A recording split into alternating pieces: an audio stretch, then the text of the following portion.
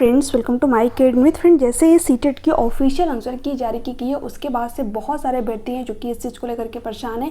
किसी के number decrease हुए हैं तो किसी के नंबर जो है यहाँ पर इंक्रीज़ हुए हैं। देखिए, जो आपको क्वेश्चन चैलेंज करने का टाइम दिया गया था वो 24 से लेकर के 26 तक जो है दिया गया था, बट अभी जो आपकी डेट है वो यहाँ पर इंक्रीज़ कर दी गई है, यानी 27 तक जो है आप लोग अपना क्वेश्चन चैलेंज कर पाएंगे। मैं आप लोग को यहाँ पर जो है एक पब्लिक नोटिस है उसको ज़रा दिखा भी देती हूँ।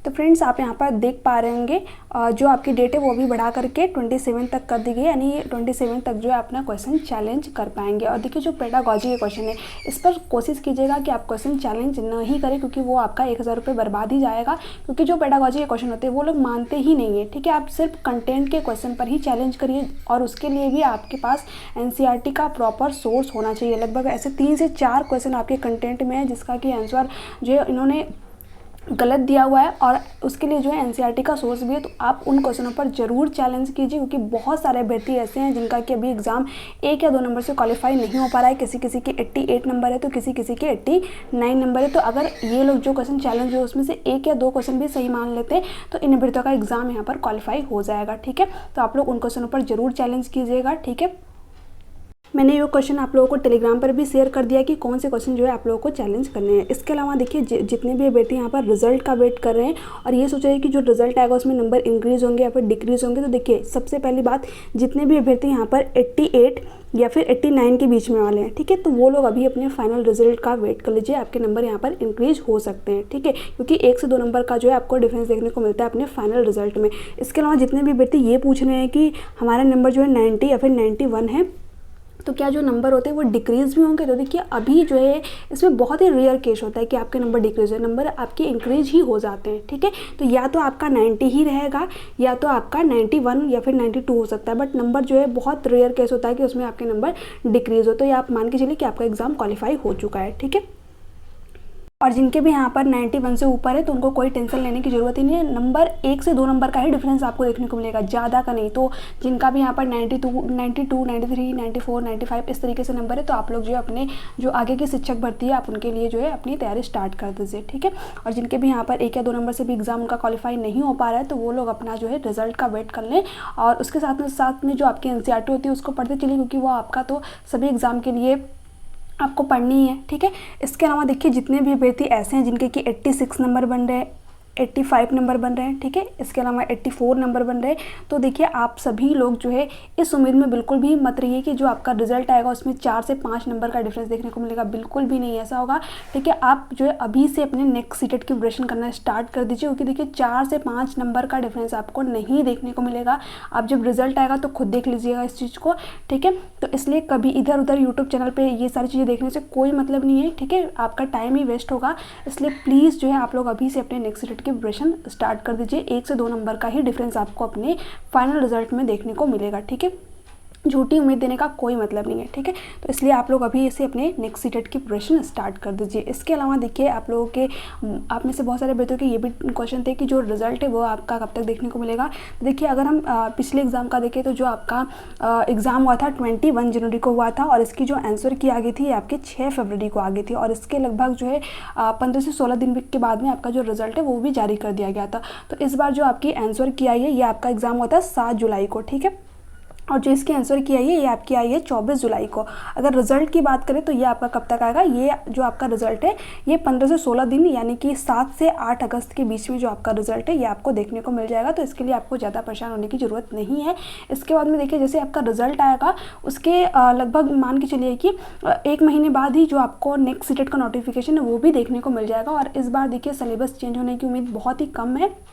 आपका CBSE ही हो सकता है एग्जाम कंडक्ट कराए, क्योंकि इसके बारे में अभी कोई भी नोटिफिकेशन नहीं आया। जैसे ही आपका नोटिफिकेशन आएगा हम जो है आप लोगों को वीडियो के थ्रू जो है बता देंगे। तो प्लीज़ चैनल को, अगर चैनल पर पहली बार विजिट कर रहे हो तो प्लीज़ चैनल को सब्सक्राइब करके रख लीजिए, ताकि आपको सारी ऑथेंटिक अपडेट टाइम से मिलती रहे। ठीक है, इसके अलावा देखिए, जितने भी अभ्यर्थी इस चीज़ को लेकर के परेशान है कि कहाँ से किस तरीके से चीज़ें पढ़ें, क्योंकि बहुत सारे अभ्यर्थी ऐसे हैं जो कि हर बार सीटेट का एग्ज़ाम देते हैं और उनका जो है नंबर 87, 88 इस तरीके से आकर के रुक जाता है, यानी कि 2 से 3 नंबर की वजह से वो उनका एग्ज़ाम जो क्वालिफाई नहीं हो पाता है। तो देखिए, जो सबसे बेस्ट तरीका है चीज़ों को पढ़ने का, अगर बात करें CDP, तो CDP के लिए आप क्या कर सकते हैं, सबसे पहले आपको अपना सिलेबस देखना है, ठीक है। वो सीटेट के ऑफिशियल वेबसाइट पे आपको मिल जाएगा।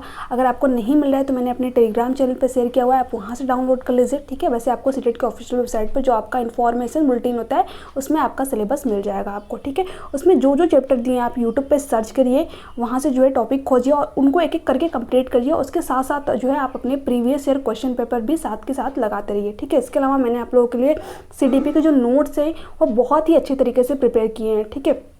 अभी वो आपके नोट्स जो है अवेलेबल नहीं है, क्योंकि लगभग अभी उसमें 8 से 10 दिन का टाइम लगेगा, तभी जो है आपके नोट्स वो अभी लगभग मैं उसको 1.5 से 2 महीने से बना रही हूँ और वो आपके नोट्स 8 से 10 दिन के बाद में अवेलेबल हो जाएंगे। बट बहुत ही बेहतरीन नोट्स है, मैंने कई जगह से चीज़ें एनालिसिस करने के बाद में वो आपके नोट्स जो है तैयार किए हैं और बहुत ही मिनिमम प्राइस में आपको वो नोट्स अवेलेबल हो जाएंगे, ठीक है। इसके अलावा जितने भी अभ्यर्थी हैं जो कि ये पूछते हैं कि साइंस कहाँ से कवर करें, मैथ कहाँ से कवर करें, तो देखिए जो साइंस के लिए सबसे बेस्ट चीज़ है वो है आपकी 6 to 8 की NCERT की बुक, ठीक है। इससे बाहर आपको एक भी क्वेश्चन देखने को नहीं मिलेगा। अगर आप NCERT को लाइन बाय लाइन कवर करते हैं तो आपको बुक्स नहीं मिल रही है, तो मैं अपने टेलीग्राम चैनल पे शेयर की हूँ। इसके अलावा मैं आप लोगों की जो NCERT की सीरीज है जिसमें कि मैं NCERT को लाइन बाय लाइन जो है कवर करूँगी, यहाँ पर जो साइंस होती है, ठीक है। तो अगर आप उस वीडियो को देख लेते हैं तो जो कंटेंट के आपके 20 क्वेश्चन आते हैं, एक भी क्वेश्चन बाहर नहीं जाने वाला है। इसके अलावा जो साइंस की पेडागॉजी है वो भी मैं आप लोगों के साथ में यहाँ पर डिस्कस करूँगी। तो प्लीज़ जो है आप या तो NCERT को खुद से पढ़ लीजिए या तो वीडियो के थ्रू कवर कर लीजिए, बट NCERT को आपको पूरा पढ़ना है, क्योंकि आप देख ही रहे किस तरीके से जो है आपके क्वेश्चन का लेवल हाई हो रहा है। तो सिर्फ ये शॉर्ट में चीज़ों को पढ़ना छोड़ दीजिए, NCERT को पूरा बेसिक से अच्छे तरीके से, क्योंकि NCERT की जो बुक है वो उसी तरीके की डिज़ाइन की गई है, ठीक है। 6 में कितनी चीज़ें पढ़नी है, 7th में कितनी चीज़ें पढ़नी है, और बिल्कुल मतलब बच्चों की तरह है वो बुक, आपको देखेंगे, ठीक है। बच्चों के लिए ही बनी है तो बच्चों की तरह होगी ही। बहुत ही बेसिक सा पॉइंट है एकदम, मतलब आप पढ़ेंगे स्मूथली, आपको सारी चीज़ें कवर होती चली जाएंगी, आपको जो है उससे अच्छा कंटेंट मिल ही नहीं सकता। तो सिर्फ आप 6 to 8 की जो है NCERT की बुक को अच्छी तरीके से रीड करिए, आप खुद देखेंगे कि उसमें लाइन बाय लाइन आपको क्वेश्चन जो है मिल रहे हैं जो आपके एग्जाम में बने। मैं जब आप लोगों के साथ में वो चीज़ें डिस्कस करूँगी तो मैं आप लोगों को बताऊँगी किस तरीके से जो आपके एग्जाम में वहाँ से क्वेश्चन बने हैं, ठीक है। तो ये बुक मैं आप लोगों को शेयर कर दूंगी अपने टेलीग्राम चैनल पे, और जो वीडियो आएगी उसका जो PDF है वो भी मैं आप लोगों को प्रोवाइड करती रहूँगी। तो इसके लिए आपको कोई भी नोट्स वगैरह कुछ भी परचेज करने की ज़रूरत नहीं है। मैथ का भी कंटेंट जो आप अपनी NCERT से ही कवर कर सकते हैं और साथ में प्रीवियस जो क्वेश्चन पर हैं उनको देख करके, ठीक है। इसके अलावा बात करें हिंदी और इंग्लिश की, तो हिंदी और इंग्लिश के लिए सेम चीज़ है। जो पेडागॉजी होता है उसके लिए आप अपना सिलेबस देखिए, उसमें जो जो टॉपिक दे रखा है उसको यूट्यूब पर सर्च करिए, आपको बहुत सारे टीचर्स मिल जाएंगे, ठीक है। आपको जिसका समझ में आ रहा है आप जो है उसका पढ़िए और किसी एक टीचर से ही पढ़िए, क्योंकि लास्ट टाइम में क्या होता है बहुत सारे अभ्यर्थी जो है अलग अलग यूट्यूब चैनल से खोज की चीज़ें पढ़ने लगते हैं और वहाँ पर जो अपने एग्जाम में जाते हैं तो कन्फ्यूज़न क्रिएट होती है। तो प्लीज़ आप जो है 3 से 4 दिन इसीलिए लगा दीजिए कि आपको किस टीचर से जो है पढ़ना है, ठीक है। तो उसके बाद में एक टीचर को अगर सेलेक्ट कर लीजिए तो वो आपके जो टीचर हैं वो लास्ट तक रहने चाहिए, ठीक है। यानी उन्हीं टीचर से आपको मैराथन भी देखनी है, उन्हीं टीचर का जो है आपको सब कुछ पढ़ना है। किसी दूसरे टीचर को फॉलो मत कीजिए, क्योंकि सिर्फ आपके माइंड में फिर कन्फ्यूज़न क्रिएट होगी, ठीक है। तो इसलिए एक टीचर से ही पढ़िए, क्योंकि अलग अलग टीचर्स का जो है बताने का जो तरीका होता है वो अलग अलग होता है, ठीक है। तो ये चीज़ करिए।